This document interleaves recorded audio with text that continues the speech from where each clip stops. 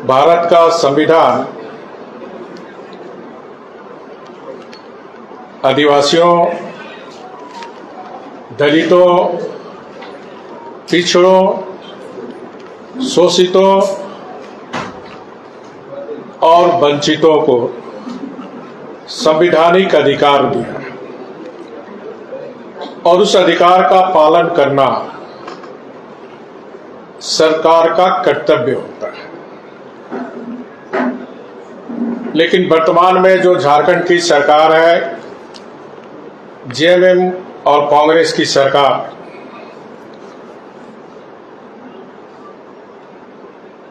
जो राज्य में भाजपा सरकार में 2019 में पेशा कानून का प्रारूप बन चुका था और विभागों को मंतव्य के लिए सभी विभागों को भेजा गया था। इस बार इस बीच सरकार बदल गई और वर्तमान में जो झारखंड सरकार है, 2023 में फिर पेशा कानून को अधिसूचित किया, विभागों को मंतव्य के लिए भेजा गया और विभिन्न सामाजिक संगठनों से राय विचार भी लिया गया और 2024 में सभी मंतव्य आने के बाद झारखंड नियमावली प्रारूप विधि विभाग को मंतव्य के लिए भेजा गया और तब से ये सरकार इस मामला को लटकाने और भटकाने में लगी हुई है। 12-13 महीना से पेशा कानून की नियमावली अधिसूचित हो, बार बार सरकार को माननीय झारखंड उच्च न्यायालय के द्वारा निर्देश दिया जाता है, लेकिन ये सरकार के कान में जू नहीं रेंगती और परिणाम स्वरूप कल माननीय उच्च न्यायालय झारखंड जो निर्देश दिया, क्योंकि इस पेशा नियमावली लागू होने से जो लघु खनिज निगम के अंतर्गत आने वाले जो भी लघु,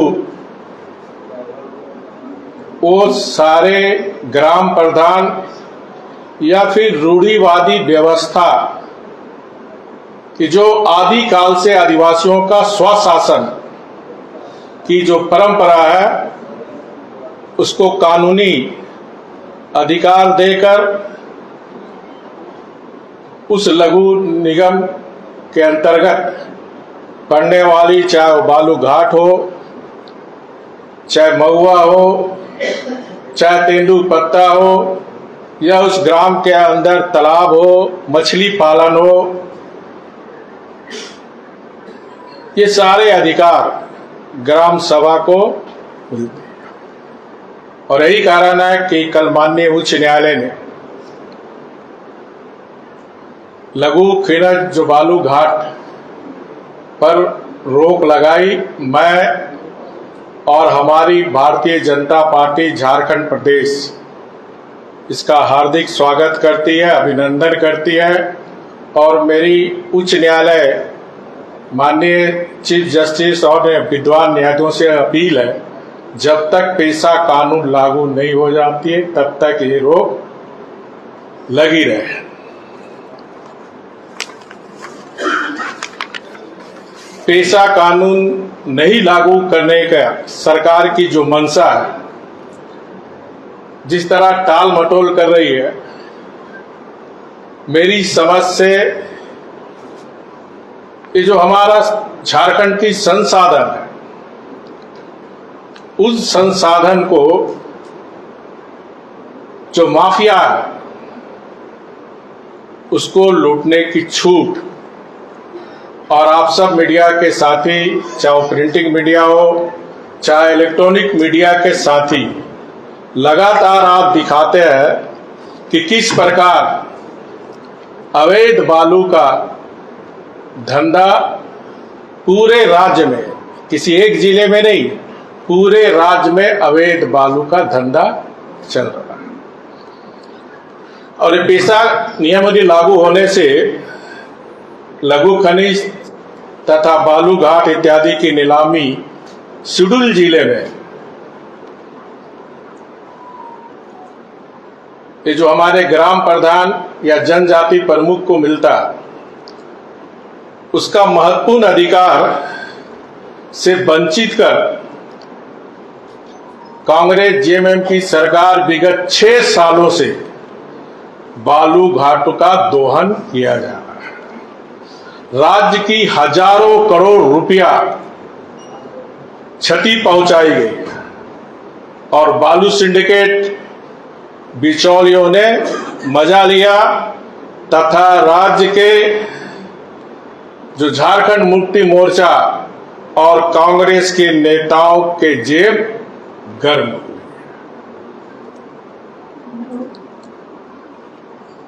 अभी मामला में न्यायालय में होने के बावजूद भी न्यायालय के आदेश की अवहेलना करते हुए बालू घाट के नीलामी के लिए विज्ञापन निकालकर 2,000-3,000 करोड़ के राजस्व का लक्ष्य निर्धारित किया है। ये मैं आपके समाचार पत्र और मीडिया पे जो बातें राज्य सरकार के द्वारा आई थी, उस बात को मैं आपको बताना चाहता हूं, ताकि पेशा नियमावली लागू ना कर अपने चाहते बालू सिंडिकेट को दिया जाए।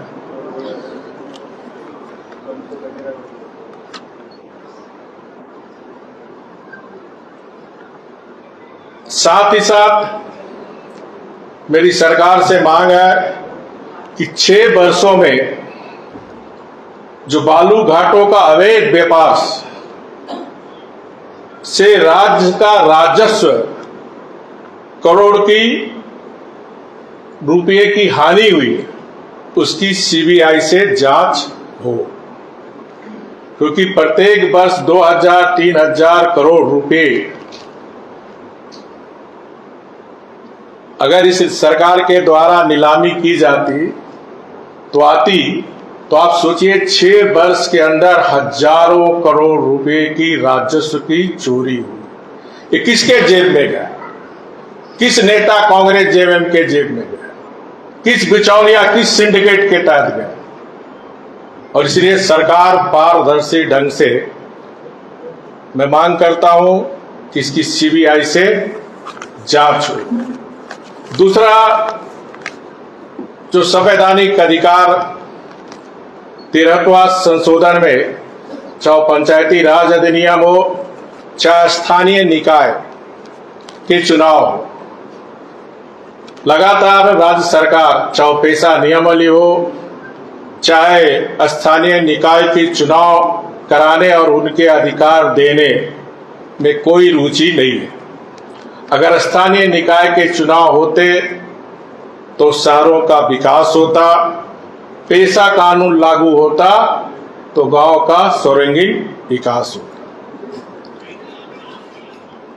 मैं सरकार में शामिल एक क्षेत्रीय पार्टी का पालकी ढोने वाले कांग्रेस पार्टी और इसके शहजादे राहुल गांधी से झारखंड की जनता पूछना चाहती है, आप संविधान की रक्षा करने के नाम पर जनता को गुमराह करने का काम कर रहे हैं और उसी संविधान के तहत झारखंड की जनजाति समाज को 5वीं अनुसूची के तहत जो अधिकार आदिवासी मूलवासी को दी गई है, उनको आपकी सरकार ने वंचित रखी है। उसी तरह स्थानीय निकाय का चुनाव 2023 से भी मामला कोर्ट में, लगातार कोर्ट के फटकार के बाद भी राज्य सरकार, क्योंकि 2023 में जो इलेक्टेड बॉडी था उसका कार्य अवधि समाप्त हो गई और जनवरी 2024 को स्पष्ट रूप से निर्देश दिया था माननीय उच्च न्यायालय ने कि एक समय भीतर के अंदर चुनाव कराया जाए। आज 2025 हो गया। कोर्ट माननीय उच्च न्यायालय के बार बार राज्य सरकार अवहेलना की जा रही है।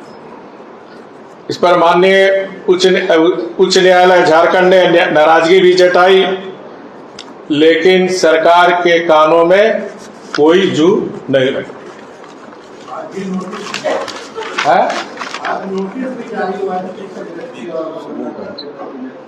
उसके बाद भी सरकार को कोई जू नहीं लग रही। न्यायालय, माननीय उच्च न्यायालय झारखंड की इतनी फटकार के बाद, क्योंकि इन्हें संविधान के द्वारा जो हमारे झारखंड के जनता को अधिकार दिया गया है, वो अधिकार से सरकार वंचित रखना चाहती, क्योंकि स्थानीय निकाय का चुनाव ट्रिपल टेस्ट का सीधा संबंध पिछड़ी जातियों से मिलने वाली आरक्षण। आज तक पिछड़ी जातियों का ट्रिपल टेस्ट के तहत आरक्षण निर्धारित नहीं है। सबसे दुखद बात है कि आज तक चुनाव आयुक्त भी ये सरकार ने बहाली नहीं की। हम सभी जानते हैं कि राज्य में सबसे ज्यादा पिछड़ी जातियों की संख्या है।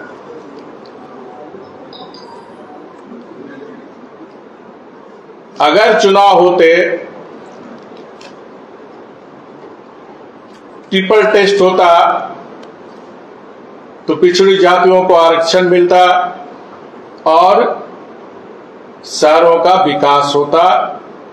यानी तीसरी सरकार, स्थानीय निकाय तीसरी सरकार, पेशा कानून लागू होने से शेड्यूल एरिया में गांव का शासन, जो हमारे राष्ट्रपिता महात्मा गांधी या संविधान में जो भीमराव अम्बेडकर, चाहे जितने भी हमारे का कंसेप्ट था, गांव का शासन, स्वशासन गांव के लोगों के द्वारा हो।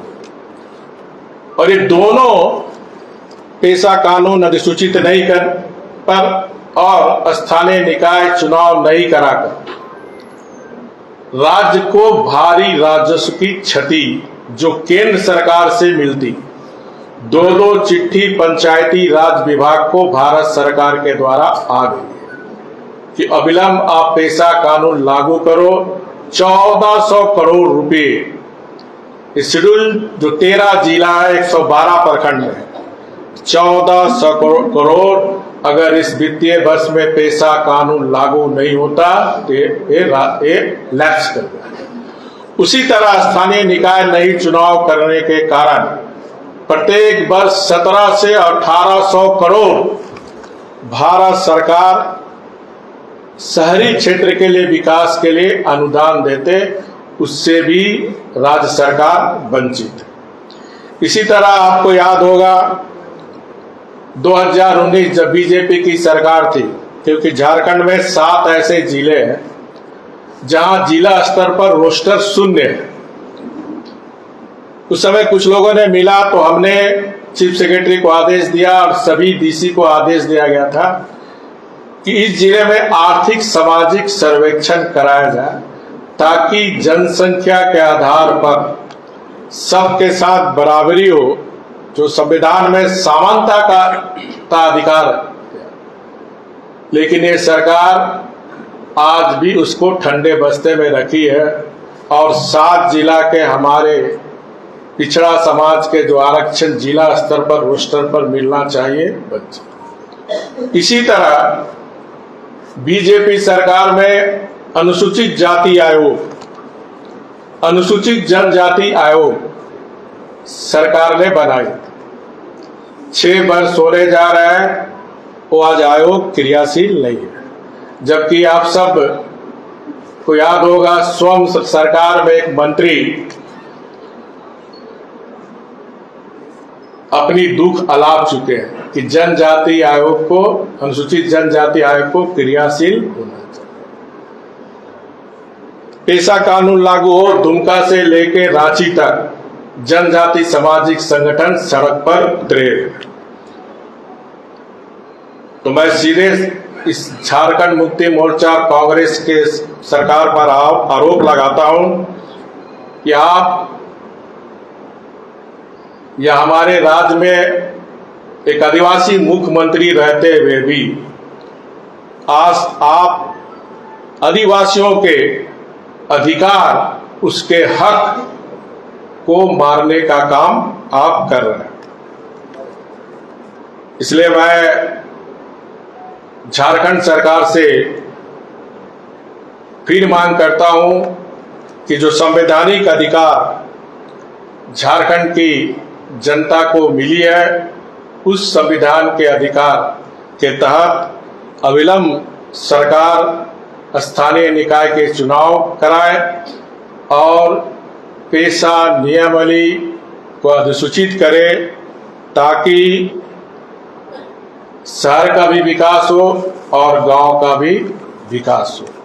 आज मैंने एक समाचार पत्र में देखा कि जो पंचायती विभाग के जो सचिव है, उन्होंने कोर्ट को बताया कि हम विभाग को मंतव्य के लिए भेजे हुए हैं, विधि विभाग को भेजे हुए, जबकि ऑलरेडी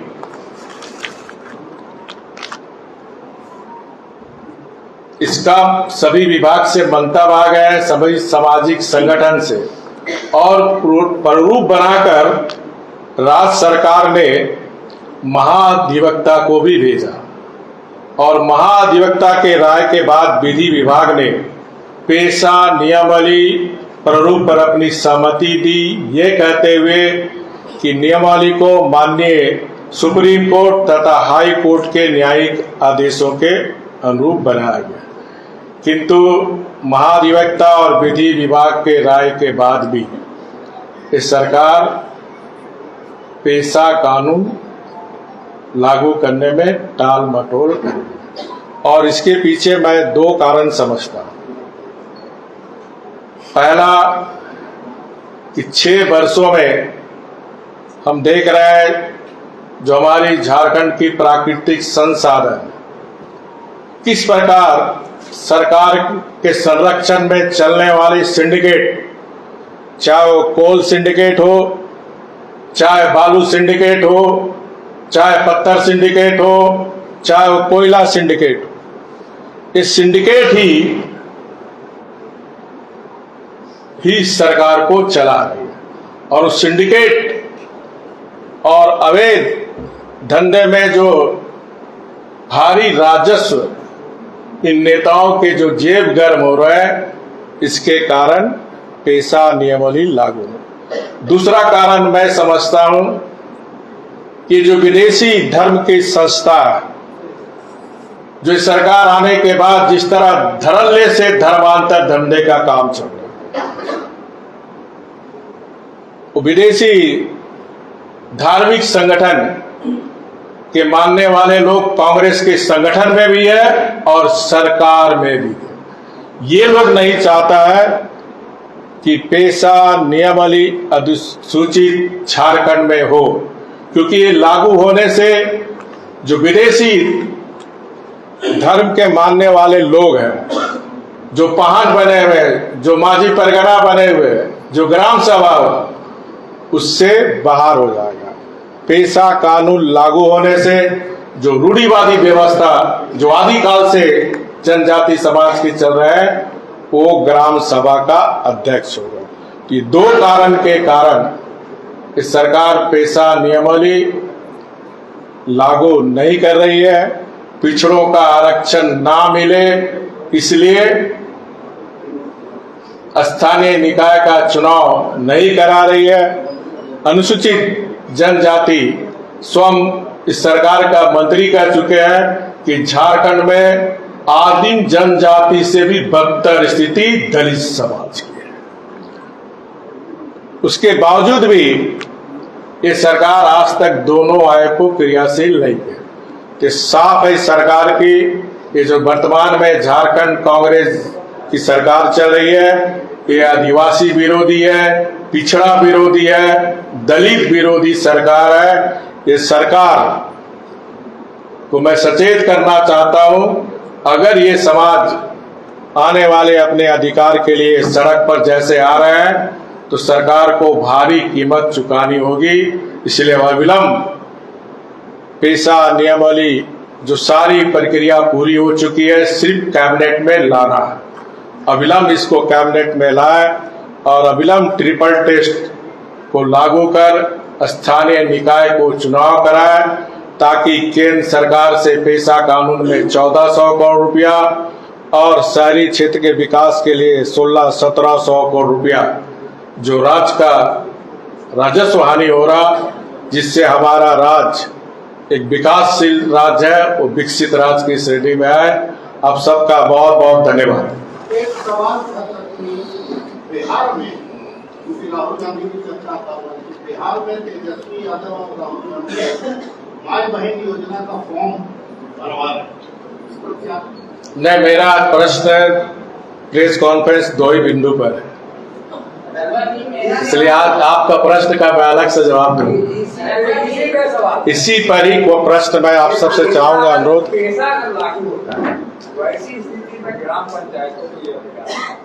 पंचायत में ग्राम सभा वहाँ पे जमीन की आवश्यकता पड़ेगी, अगर लोग आएंगे तो जैसे बता दे रहा, देखिए ग्राम सभा का जो प्रधान होगा, ग्राम प्रधान, वो रूढ़िवादी व्यवस्था से, बाकी उस गांव में कोई भी जाति समाज के वर्ग हो, ग्राम सभा में कार्यकारिणी बनेगी। उस कार्यकारिणी में उस गांव में रहने वाले सभी लोग रहेंगे, उसमें 1/3 महिला रहेगी। उसमें ये लागू होने से हमारी जो संस्कृति पर भी जो हमला होगा, जो रीति रिवाज पर हमला होगा, उससे भी बचत होगा। ये जो डीएमटी में जो घोटाला हमारे अध्यक्ष जी ने आरोप लगाया, अब डीएमटी का भी कोई स्कीम ग्राम सभा में आपको प्रोड्यूस करना होगा। इसी तरह किसी को जमीन लेना है तो ग्राम सभा का भी सहमति लेना है। किसी को पलायन करके किसी को आप ले जाना चाहते हैं गांव में, तो ग्राम सभा में एंट्री करना होगा। हम इसे रोजगार के लिए यहाँ ले जा रहे हैं। असीमित अधिकार, जिस तरह देश को चलाने के लिए पार्लियामेंट है, असेंबली को चलाने के लिए विधानसभा है, गांव का स्वशासन चलाने के लिए ग्राम सभा एकदम मिलेगी। हमारा समाज आदिवासी समाज है, चाहे कोई समाज हो, विकास विरोधी नहीं है। कांग्रेस और जेएमएम आज तक 6 साल से बालू लूट रही है और कोर्ट का फैसला का भी आप स्वागत कर रहे हैं, तो वो भी तो स्वागत करेंगे ना। नीलामी हो जाता तो मौका नहीं मिलता, जब तक रुका रहेगा फिर मौका मिलेगा। क्या प्रश्न आपके समझे नहीं पांडे जी? जैसे आपने कहा कि कोर्ट के फैसले का इधर आ जाइए ना, आवाज साफ। नीलामी रुक गई, हाँ, तो आप कह रहे हैं साथ में कि कांग्रेस और जेएमएम मिलकर बालू लूट भी रही है, तो उनको तो और लंबा टाइम मिला ना लूट के लिए। तो जनता देख रही ना, झारखंड की जनता आदिवासी मूलवासी की सरकार कहने वाली कांग्रेस झारखंड मुक्ति मोर्चा का चरित्र को देख रही है। कांग्रेस का दोहरा चरित्र भी देख रहे हैं। एक तरफ संविधान की दुहाई दे रहे हैं, दूसरी तरफ आप संविधान की सरकार रहते हुए आप धज्जियां उड़ा रहे हैं। अंतर जनता ही फैसला लेगी, तो जनता देख रही है।